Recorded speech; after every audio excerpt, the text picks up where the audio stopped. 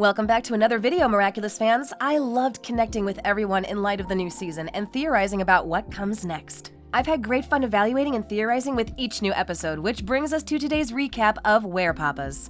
The latest episode has Adrien facing his greatest foes yet, his grandparents. That's right, we're finally getting to meet members of Emilie and Gabriel's families. And they bring some notable insights. This one has much to uncover, so we should jump right into Werepapas and the secrets left behind by the Agreste family. The episode opens in a muted memory where a young Adrien sits with a bedridden Emilie. They go through a photo album together where Emilie points out a photograph of her parents. She explains how they live far away but becomes upset when Adrien asks to see them. She explains that parents should love their children more than anything, but that's not the case for her parents. She believes they love other things more than her, which causes them to make poor choices. They don't visit her parents because of these choices and lack of love. Adrien considers her information and determines his father must not love him, to his mother's horror.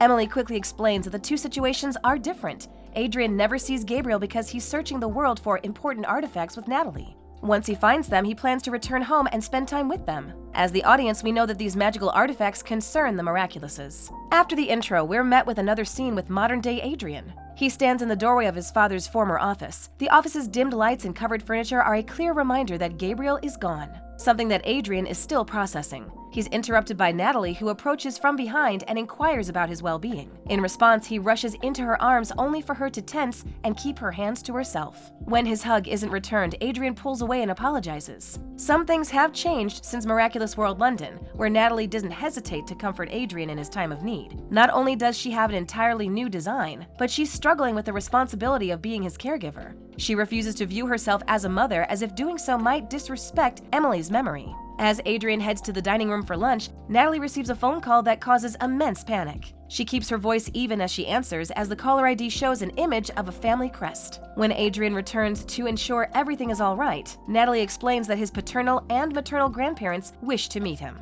Adrien's eyes widen in surprise, as he's never mentioned his grandparents before. It's likely he's never met them, even into his mid-teens. The episode then cuts to Marinette's family, who are crowded around her kitchen table and having lunch together. In contrast to Adrien, she has lunch with her grandparents, who have maintained a constant presence in her life in the passing season, despite their divorce decades before. Marinette's relationship is the topic of their lunch, with Tom and his parents begging her to invite Adrien to have lunch with them the following Sunday. Marinette rushes to her room to call Adrien and extend the invite. When Adrien answers, he is incredibly morose, explaining his plans to meet his grandparents for the first time. Marinette offers to be there for him instead and schemes with Natalie to make herself appear as waitstaff, costume and all, to watch over the meeting and support Adrien from afar. There's a seamless transition to the following Sunday where Natalie sets the dining table with Marinette and Adrien. At the last minute, she claims their plan might not be the best idea and that Marinette must act discreetly if she wants to fool Emilie's father, Lord Graham. She then requests the couple to tell her how the lunch goes because she won't attend, not being an official family member.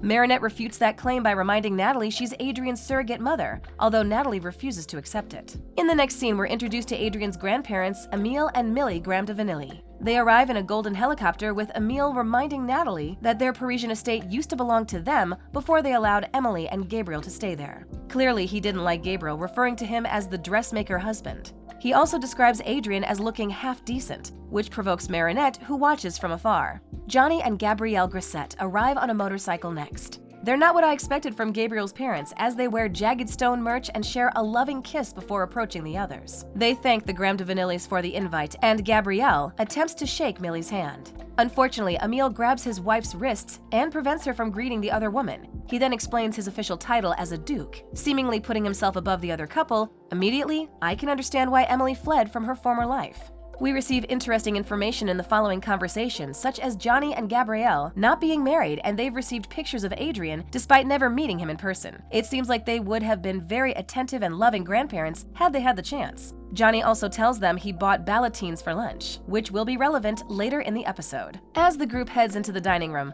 Plag leaves Adrien to follow Johnny and Marinette as they put the ballotines in the oven. Adrien immediately bolts from the table in search of his kwami to no avail. Marinette finds him in the kitchen and comforts him before they return to lunch. Emilie immediately claims the lunch is to determine what's best for Adrien and who should raise him now that he's alone. I jokingly told my friend before starting the episode that it would be unbelievable if Adrien's absent grandparents arrived to steal custody from Natalie. At this point, I was no longer laughing. Marinette speaks aloud, saying Adrien isn't alone and needs to cover her tracks. Yet it encourages Adrien to remind his grandparents that he lives with Natalie. Emilie states Natalie is an employee and not family, giving her no legal rights to Adrien as his guardian. Millie claims that Natalie has known Adrien for so long that she should be considered family, only for her husband to lash out and tell her to keep quiet. Again, this is a perfect reason for Emilie to have left her family behind. Emilie presents legal paperwork that, when signed, would give him legal custody of Adrien. However, their conversation is interrupted by the ballotines burning in the oven. While Johnny goes to salvage them, Marinette pulls Adrien into the hall, encouraging Natalie to do something. She refuses, claiming she has no rights to Adrien, so the lunch continues. Several things occur throughout this lunch. Millie tries and loves the ballotines, Plagg appears and begins stealing them off everyone else's plates, and Emilie demands the return of the Graham family's twin rings. I want to take a moment and say that Johnny and Gabriel immediately offer to take Millie to the hospital when they think she might be allergic to the food, while Emilie tells her to suffer in silence like she's used to. Obviously, I like one set of grandparents more than the other, and Emilie is quickly becoming irredeemable in my eyes. The twin rings, which had rolled down the table, go missing. Emilie immediately accuses Johnny of stealing them, causing an explosive argument. The two sets of grandparents begin fighting over who should have custody of Adrien, where it's revealed that the Agrestes are famous for their food chains and restaurants, something Emilie believes is beneath him. Meanwhile, Adrien ducks beneath the table, desperately trying to catch Plagg. Millie grows increasingly distraught as the argument goes on, claiming that Emilie always yells and that discourse is always about who can bark the loudest. When she finds the twin rings, she flees from the room and locks herself in another, claiming she's tired of being treated poorly and that she's the queen now. As everyone else attempts to unlock the door, Millie is akumatized into the Ringmaster. Her ability gives her the power to control and transform others. She places Adrien inside a giant trophy, turns Emilie and Johnny into werewolves, and forces the two grandparents to fight for custody of Adrien. Emilie and Johnny have no control over their bodies and grow apologetic as they use weapons to harm one another. Ladybug arrives on the scene to stop them, while Adrien transforms into Cat Noir long enough to send a message explaining his absence. Ladybug fights the group of three on her own, using her lucky charm to withstand the changing attacks from the werewolves. The lucky charm, starting as a tea kettle, transforms into various different objects, ending in a long scarf. She has a new ability that allows the lucky charm to change mid-fight without her needing to call on another. Ladybug apprehends the three villains with the scarf and takes back the twin rings. She glances at Adrien's prison before breaking the rings and purifying the Ultra Kuma, returning everything to normal. However, like everyone in the fanbase, I assumed that Adrien's Amok was inside the twin rings, and that Gabriel used those rings to control the sun. The series set it up for this to be the case, but it was clearly an intentional misdirection because we didn't see the Amok leave the ring. Hopefully, we'll receive some answers regarding this revelation in future episodes. Millie receives a magical charm from Ladybug before Adrien finds Marinette hiding in his bedroom. The couple shares a passionate hug before returning to lunch. Millie returns the rings to Adrien, claiming he should be the one to decide his future. Marinette interjects a conversation by pulling Natalie into the room, telling everyone that she is like Adrien's new mother. Adrien wants to stay with Natalie but promises to visit his grandparents on holidays so they can bond and finally get to know one another. The episode ends with another flashback to a young Adrien sitting on the staircase, waiting for Gabriel to return from his latest expedition. Adrien rushes to his father, asking him if they found the medicine for Emilie, but Gabriel barely looks at him before isolating himself in another room. Natalie comforts Adrien, promising that his family will stay together once they find the solution to Emily's failing health. She consoles Adrien by cradling his cheek, and Emilie witnesses the maternal gesture from the balcony above. She smiles before returning to her room, implying that Natalie had always been approved of to care for Adrien.